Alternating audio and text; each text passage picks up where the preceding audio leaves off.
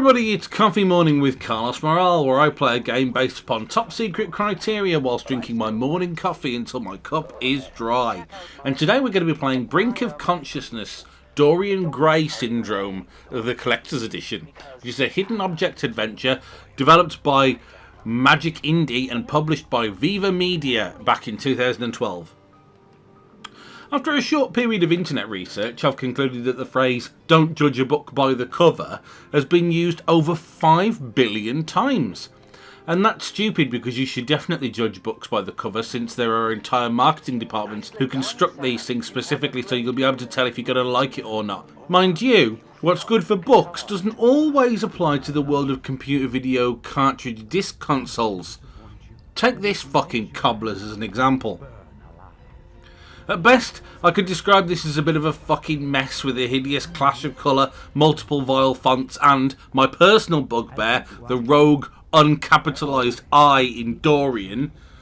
Will you be his next creation? No, I friggin' well won't, mate.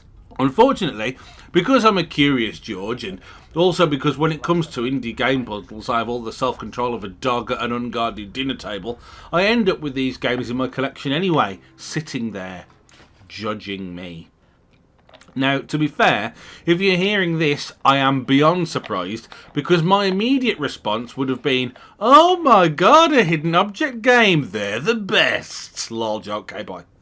But you didn't do that, you're better than me, congrats, you fuck. Maybe you don't know what a hidden object game is. Well, it's a game where you search on a screen for deliberately obfuscated items. When you find them all, you get to progress to the next area where there's either a puzzle to solve or another set of well-rendered crap to try and sort through. No one wants to play this kind of stuff. Well, except actually they do, because these games actually shift a respectable amount of copies. And after having played Dorian Gray, I can sort of see why. You get a psychological murder mystery that looks at least 3/4 decent and manages to create a spooky atmosphere.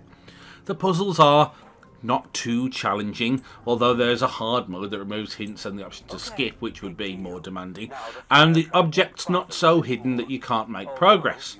You encounter a puzzle, you solve the puzzle, and then you feel smart. Everyone likes to feel SMRT. The name of this particular game references an Oscar Wilde novel too, and if that doesn't say smart, then I don't know what does. The formula of Brink of Consciousness Dorian Gray Syndrome is exceptionally well tuned. Never too frustrating, never so unchallenging as to be pointless. Stroke your ego a little bit. This might be vanilla gaming for people who can't quite let go of their gaming past, but as vanillas go, it's pretty premium stuff. Think Marks and Spencer rather than Lidl. Actually, now I stop to think about it, Marks and Spencer's is actually pretty analogous with this game.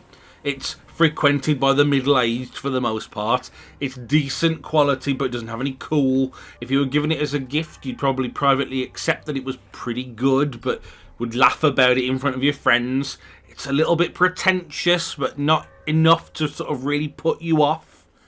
Yeah. Brink of Consciousness Dorian Gray Syndrome. The Marks and Spencers of video games. Put that on your box art next time. Thanks ever so much for watching today's video on Dorian Gray. Thanks ever so much for watching fucking hell. Thanks. Thanks ever so much. Fucking. Thanks ever so much for watching today's video on Brink of Consciousness. If you enjoyed the video, don't forget to click the like button and so on and so forth, and I'll see you again next time.